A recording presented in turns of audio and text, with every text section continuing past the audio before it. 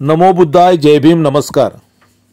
बातमी आहे शहीद नेते भाई संगारे यांच्या स्मृतिदिनाची। शहीद भाई संगारे प्रतिष्ठान मुंबई आयोजित जय भीम के नारे पे खून बहे तो बहने दो, दलित पॅंथरचे संस्थापक, क्रांतिकारी नेते, अन्यायाच्या विरोधात लढणारा ज्वलंत ज्वालामुखी शहीद नेते भाई संगारे यांचा 25वा स्मृतिदिन 1 एप्रिल 2024 रोजी सायंकाळी 5 वाजता अण्णाभाऊ साठे सभा नाट्यगृह, वीरमाता जिजाई भोसले उद्यान, महापौर निवासा शेजारी, ES पाटणवाला मार्ग, भायखळा पूर्व, मुंबई 27 या ठिकाणी आयोजित करण्यात आला आहे। सदर कार्यक्रमाला प्रमुख उपस्थिती केंद्रीय सामाजिक न्याय राज्यमंत्री नामदार रामदासजी आठवले, माजी मंत्री अविनाशजी महातेकर, खासदार चंद्रकांत धांडोरे, ज्येष्ठ पॅंथर नेते जबी पवार आणि साहित्यिक पॅंथर नेते अर्जुन डांगळे आदी मान्यवर या कार्यक्रमाला उपस्थित राहणार आहेत। शहीद नेते भाई संगारे यांच्या 25व्या स्मृतिदिनानिमित्त शहीद नेते भाई संगारे यांच्या कन्या वैशाली संगारे आणि त्यांचे पती संदीप लाड यांनी भाईंच्या 25व्या स्मृतिदिनानिमित्त भाईंच्या काही आठवणी महाराष्ट्र संध्या यूट्यूब न्यूज चॅनेल आवाज महाराष्ट्राचा या चॅनेलकडे कथन केल्या। यावेळी रिपब्लिकन पक्षाचे नेते श्री चिखलकर, आंबेडकरी चळवळीतील ज्येष्ठ पत्रकार प्रथम गायकवाड हेही यावेळी उपस्थित होते।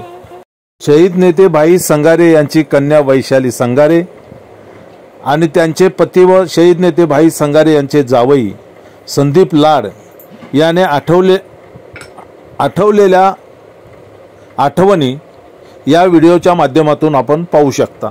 धन्यवाद। जय भीम। माझा तुम्हा सर्वांना क्रांतिकारी जय भीम।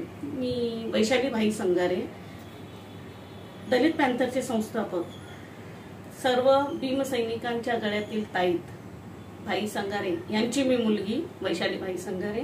माझ्या सोबत आहेत भाई संगारे यांचे जावई संदीप लाड। जय भीम। परवा म्हणजे सोमवार दिनांक 1 एप्रिल भाई संगारे यांचा 25वा स्मृतिदिन आहे। त्यांना मी विनम्र अभिवादन करते।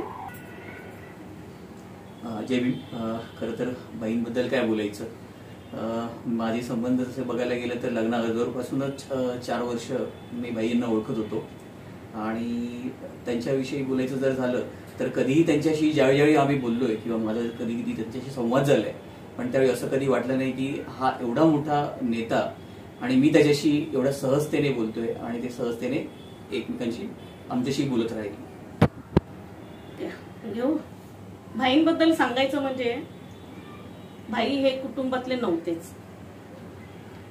कौटुंबिक जीवन त्यांनी कधी अनुभवलंच नाही।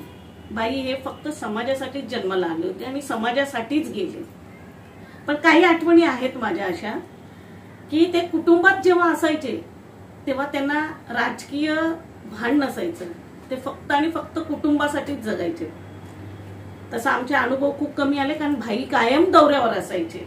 आम्हाला खूप कमी वेळ मिळाला त्यांच्यासोबत काढायला, पण आमच्या घरामध्ये माझे 2 भाऊ आहेत, मी आहे, मी त्यांची लाडकी आहे, त्याच्यामुळे त्यांचं आणि माझं जास्त बॉन्डिंग होतं। मग कधी मॅच बघायला लागलो तर भारत पाकिस्तान मॅच असेल तर एखाद्या लहान मुलासारखे ते चिडायचे की ही मॅच तू बंद कर, कारण पाकिस्तान हरायची आणि भारत आणि पाकिस्तान बघायची मॅच, ते त्यांना ते डेअरिंग नसं व्हायचे। मला सांगायचे ते बंद कर। कधी एखादा भूताचा पिक्चर लागला तर तेही त्यांना आवडायचं नाही, की नको नको ते किळसवाणी बघायला मला आवडत नाही। आणि हीच व्यक्ती जेव्हा समाजामध्ये दलितांच्या विरोधात, अन्यायाविरोधात जेव्हा लढत असायची तेव्हाचे भाई आणि माझ्या घरातले भाई यांच्यात खूप फरक होता। बऱ्याच अजून दुसऱ्या भाई जाण्याने समाजाची तर समाजामध्ये पोकळी निर्माण झालेलीच आहे, आमच्या कुटुंबातही झालेली आहे। पण आजही मला खूप अभिमान वाटतो की भाईंचं आज कुठेही कुठल्याही क्षेत्रात मी नाव घेतलं तरी मला ते विचारतात की भाई संगारे तुमचे कोण होते. म्हणतात ना की मरावे पण कीर्तिरूप उरावे. तो मला माझ्या वडिलांबद्दल खूप आदर आहे, खूप आदर आहे त्यांच्याबद्दल. खरं तर ऍक्च्युली मी भाईंचा जावई, पण बघायला गेलं तर ते मी तुम्हाला अनुभव सांगायचा झाला तर मी एवढंच सांगेन की पहिल्यांदा त्यांनी ज्यावेळी एक कम्प्युटर आणला होता त्यावेळी 1997च्या काळामध्ये, तर त्यावेळी त्यांनी जो कम्प्युटर आणला होता त्याच्यावेळी ते काहीतरी बिघाड झाला होता आणि त्या निमित्त मी पहिल्यांदाच भाईंना भेटलो होतो. आणि घरी आल्याच्या नंतर त्यांनी जे वातावरण दाखवलं किंवा त्यांच्याशी जे काही माझं काही बोलणं झालं त्यावेळी असं आमचं एक बॉन्डिंग झालं होतं की जसं जणू ते माझे मित्रच आहेत आणि मी त्यांच्याशी एकदम मित्रासारखाच बोलत होतो. अजून एक भाईंची आठवण सांगायची म्हणजे मी लास्ट इयरला होते. लास्ट इयरचा रिझल्ट लागला आणि मुलीचं आणि वडिलांचं जसं नातं असतं तसं माझं, मी याच्या आधी बोलले तुम्हाला, तसंच माझं आणि भाईंचं बॉन्डिंग होतं. मी आनंदाने भाईंना फोन केला की भाई मी पास झाले. समोरून मला असा प्रश्न विचारला गेला कितवीला होतीस तू. मी रागाने फोन कट केला आणि नंतर भाईंची घरी येऊन मी शाळा घेतली. पण मला त्याच्यात एक विशेष सांगावंसं वाटतं की तेव्हा म्हणजे की भाईंना मुलगी कितवीला हे सुद्धा माहित नव्हतं. म्हणजे भाईंनी पूर्ण समाजाला वाहून घेतलं होतं. तसंच भाईंचं अजून एक की भाईंची कपाडाची चावी ती फक्त माझ्याकडे असायची. मी आधीच म्हटलं होतं तुम्हाला की भाईंची मी लाडकी लेक होती. मग त्या बाबतीत त्यांचा माझ्या आईवर पण हे नसायचं आणि त्यांच्या आईवर पण नसायचं. ती चावी फक्त माझ्याकडेच असायची आणि मग त्यांचा सगळा व्यवहार मीच बघायचे. म्हणजे व्यवहार म्हणजे मी लहान होते, मला ते पैशांचं एवढं हे नसायचं, पण व्यवहार. पण त्यांच्यामुळे मला ते आमच्या बिल्डिंगमध्ये सगळे पैशावाली बोलायला लागले होते कारण भाईंचा व्यवहार माझ्याकडे असायचा. भाईंची अजून एक खासियत होती की ते फक्त सदरा आणि लेहंगा हाच त्यांचा पेहराव होता. आणि जेवणाचं म्हणाल तर एवढी मोठी व्यक्ती ती फक्त बाजरीची भाकर आणि भाजीच खायची. म्हणजे ती व्यक्ती एवढं साधं जीवन जगलेली आहे की कांदा आणि तुम्ही भाकरी दिली तरी तो जेवणारा व्यक्ती होता. दुसरी गोष्ट तुम्हाला अजून सांगायचं म्हटल्यावर भाई जेव्हा दौऱ्यावर जायचे बाहेर, बरेच दिवस जायचे, 15 दिवस कधी जायचे, कधी एप्रिल महिना आपली आंबेडकर जयंती असेल तर महिनाभर ते बाहेरच असायचे. त्यावेळेस आमच्याकडे लक्ष देणारी आमची आई होती. आमच्या आईचंही तेवढंच योगदान आहे कारण की भाई घरी नसल्यामुळे आई मध्येच आम्ही आमचा भाई बघायचो. तिने छोटी मोठी कामं करायची त्या काळामध्ये. तीही निडरच आहे. छोटी मोठी कामं करून तिने आम्हाला सांभाळलं किंवा आमच्याकडे लक्ष दिलं. अशा बऱ्याचशा गोष्टी मध्ये म्हणजे आईमध्ये आम्ही भाईंचे गुण पण बघतोय. आज भाई नाहीये पण आमच्या आईमध्ये आजही आम्ही त्याच रूपाने बघतोय की आज आई पण तीच आहे आणि भाई पण तीच आहे. कारण दोघांमध्ये एकच साम्य आहे की जशी भाईंनी समाजाची धुरा सांभाळली होती तशी माझी आई आजही कुटुंबाची धुरा सांभाळते. आजही तो दिवस आठवला तर अंगावर काटा येतो.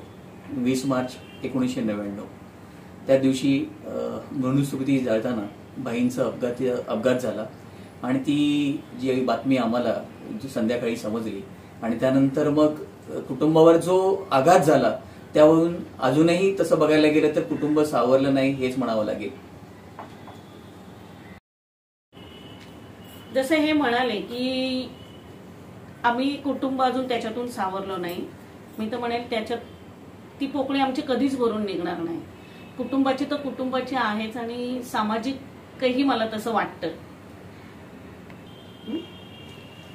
येत्या 1 एप्रिल सोमवार या दिवशी भाईंना जाऊन 25 वर्ष पूर्ण होत आहे.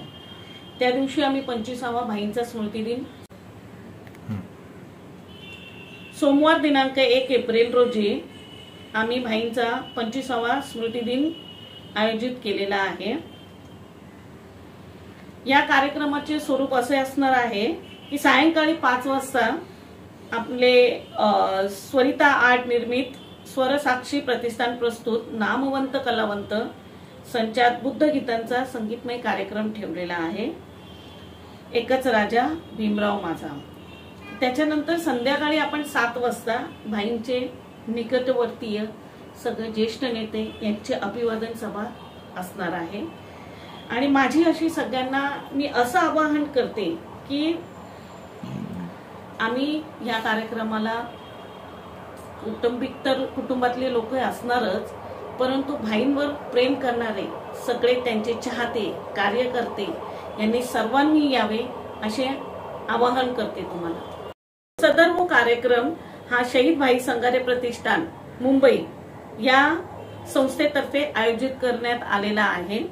तरी मी पुन्हा सर्वांना एक आवाहन करेन की सर्वांनी मोठ्या संख्येने यावे. धन्यवाद. जय भीम. जय भीम.